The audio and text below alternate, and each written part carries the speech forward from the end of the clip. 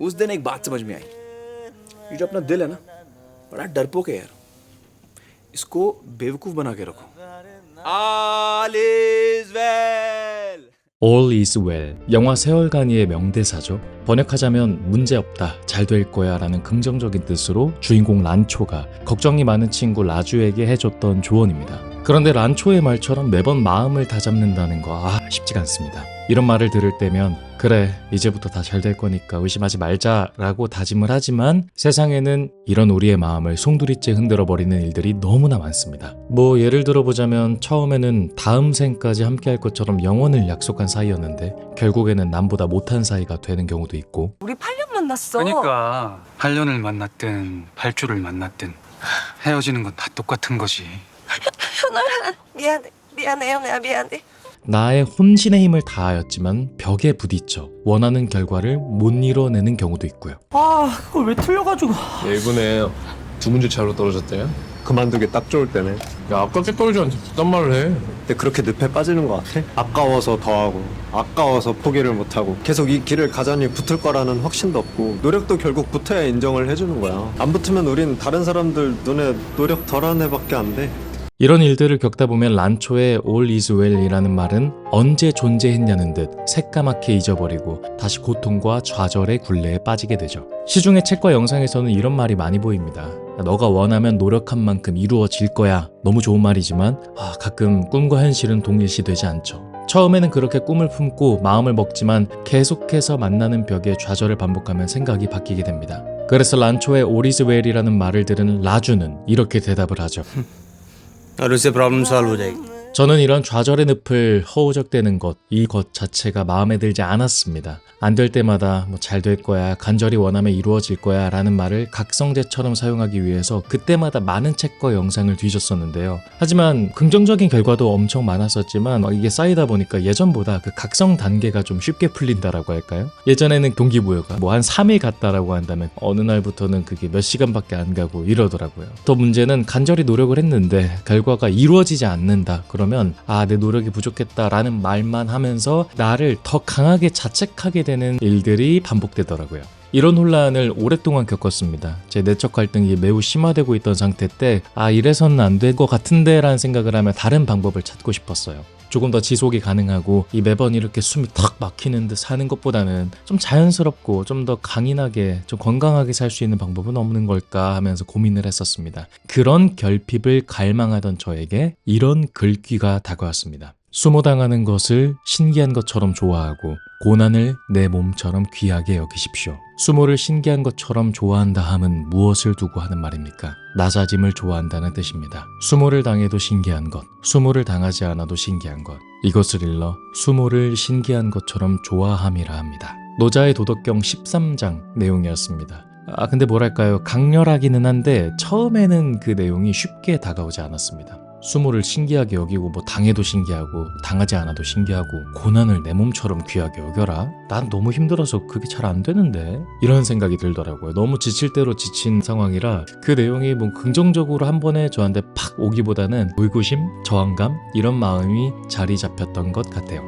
근데 재밌게도 이렇게 좋은 글귀, 정말 인생을 바꾸는 문장, 경험, 사건들은 지속적으로 잔잔하게 일상 속에서 파고드는 것 같습니다. 그 말이 머릿속에서 남아있더라고요. 일상을 보내면서 예를 들어 그냥 걷던가 어떤 사람과 대화하다가 문득 그 말이 생각이 났습니다. 그 말이 뭐였을까? 갸우뚱하면서 그 뜻을 헤아려 보려고 노력했죠. 그렇게 하루, 이틀, 사흘, 나흘 계속 지나가더니 어느 날 그 뜻을 조금 더 정리하게 되고 그 뜻을 깨닫게 되었습니다. 그것을 저는 긍정하기, 받아들이기라는 뜻으로 느끼게 되었어요. 그러니까 어떤 사건이 찾아왔을 때 난 몰라 이런 식으로 방치한다거나 아니면 이건 나한테 좋은 일인데 이런 식으로 좋고 나쁨을 예단하거나 그것이 아니라 그저 겸허히 받아들이고 긍정하라는 마음으로 알게 되었습니다. 수모를 당해도 신기한 것이고 당하지 않아도 신기한 것이다 라고 했던 이 말은 노자가 이런 취지를 담고 싶었구나, 긍정하고 받아들여라, 이런 뜻이었다는 것을 깨닫게 되었죠. 노자의 이 말은 2000년이 지난 지금까지도 유효한 이유가 무엇이었을까요? 흥미롭게도 심리학에는 인지적 재평가라는 말이 있다고 합니다. 이것이 노자의 가르침과 매우 유사한 점이 있습니다. 이 인지적 재평가가 무엇이냐면 특정 상황에 대해서 자신의 해석, 자신의 생각, 관점을 통해 의도적으로 생각을 바꿔서 감정과 신체적 반응을 조절하는 것, 이것을 말한다고 합니다. 그렇게 어렵지 않습니다. 쉽게 예를 들어서 무서운 영화를 보면은 이건 현실이 아니야, 연기야 라고 생각하면서 공포 감정을 줄인다든지, 운전 중에 다른 차가 삑 하면서 끼어들었을 때 분노가 머리 끝까지 차오르죠. 근데 그때 너무 화나지만 저 운전자가 일부러 나를 뭐 죽이려고 한 건 아닐 거야, 이런 식으로 자신이 갖고 있는 즉각적 분노 감정을, 그 생각을 완화하고 침착함을 유지한다든지, 이런 것들이 인지적 재평가입니다. 그리고 이에 대해서 매우 재밌는, 납득하게 되는 실험이 있었습니다. 심리학자 제임스 그로스와 동료들이 수행한 연구 결과인데요. 제임스 그로스는 그룹을 3가지로 나눕니다. 그리고 이 3가지 그룹에게 똑같은 영상을 시청하게 하는데요. 이 영상은 강한 부정적 감정을 유발하는 영상입니다. 예를 들어서 사람의 손가락이 절단되는 매우 끔찍하고 보기 힘든 영상들을 시청하게 하는 거죠. 이미지와 함께요. 자, 1번 그룹입니다. 1번 그룹은 아무런 지시사항 없이 영상을 그냥 있는 그대로 보도록 했습니다. 감정을 조절하려 할 필요도 없고요. 그냥 자연스럽게 그냥 시청하게 한 그룹입니다. 2번 그룹입니다. 감정 억제 그룹입니다. 감정이 올라와도, 뭔가 내가 갖고 있는 감정이 올라와도 남에게 드러나지 않도록 표정을 억지로 숨기라고 지시했습니다. 3번 그룹입니다. 인지적 재평가 그룹입니다. 이거는 진짜가 아니야, 연기일 뿐이야, 이런 것처럼 상황을 다르게 해석하고 보도록 지시했습니다. 실험 결과가 나왔습니다. 각 그룹은 감정을 다루는 방식에 대해서 매우 확연히 다른 결과를 보였습니다. 1번 그룹이었죠. 자유로웠던 그룹. 이 사람들은 불쾌한 감정을 가장 솔직하고 강하게 느꼈습니다. 이에 따라 심박수가 증가하고 생리적 각성 반응이 일어났습니다. 2번 그룹입니다. 감정 억제 그룹이었죠. 겉으로는 평온해 보였지만 겉과 속은 달랐습니다. 감정을 억누르는데 많은 노력을 기울였으며 심박수와 혈압이 가장 상승하는 각성 상태가 되어서 신체적 스트레스를 크게 받았습니다. 자, 마지막 3번 그룹입니다. 인지적 재평가 그룹이죠. 이 그룹은 불쾌한 감정 자체를 가장 효과적으로 줄였습니다. 감정적, 신체적 부담이 거의 없었습니다. 오히려 시간이 지날수록 감정적, 신체적 안정 상태가 되었습니다. 이 실험 결과로 알 수 있는 것은 감정을 있는 그대로 인출하고 표출하는 것과 속은 썩어 들어가지만 겉으로는 티를 내지 않으려고 최선을 다하는 것은 내 감정과 신체에 매우 힘든 일이라는 것을 알게 되었습니다. 특히 재밌는 것은 감정을 억누른 그룹, 2번 그룹이죠. 이 그룹은 영상이 끝난 후에 기억력 테스트를 진행했을 때 테스트 점수가 현저히 낮아지는 현상이 관찰되기도 했습니다. 왜 그러냐? 감정을 억누르는데 에너지를 많이 써서 다른 인지 활동에 쓸 자원이 고갈되는 것을 보여준 것이죠. 이처럼 제임스 그로스의 실험 결과는 감정을 무작정 참거나 아무런 통제와 제어 없이 받아들이는 것보다는 그 상황에 대한 우리의 생각을 조정하고 조절해보는 것이 가장 건강하고 효과적인 방법을 과학적으로 입증해 보았습니다. 일상에서 인지적 재평가의 중요성이 얼마나 필요한지 강조하는 대목이 된 거죠. 그래서 제가 노자의 말을 읽고 이게 이전의 생각보다 더 견고해지고 건강해진 것이 그냥 저만의 느껴지는 일시적 감정이 아니라 과학적으로도 효과적이라는 것을 알고 기분 좋음과 감사함을 느꼈습니다.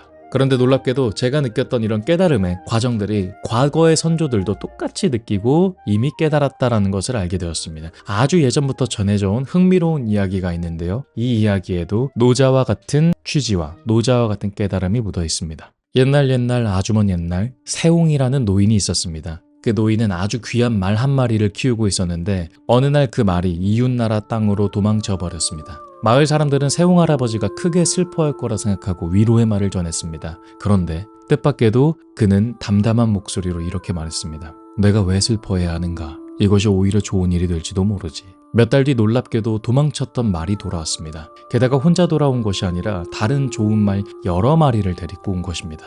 마을 사람들은 기쁜 마음으로 할아버지에게 축하를 건넸습니다. 그런데 세웅 할아버지는 오히려 또 차분한 목소리로 말했습니다. 내가 왜 기뻐해야 하는가? 이 일이 나쁜 일로 바뀔지 아무도 모르는 일이지.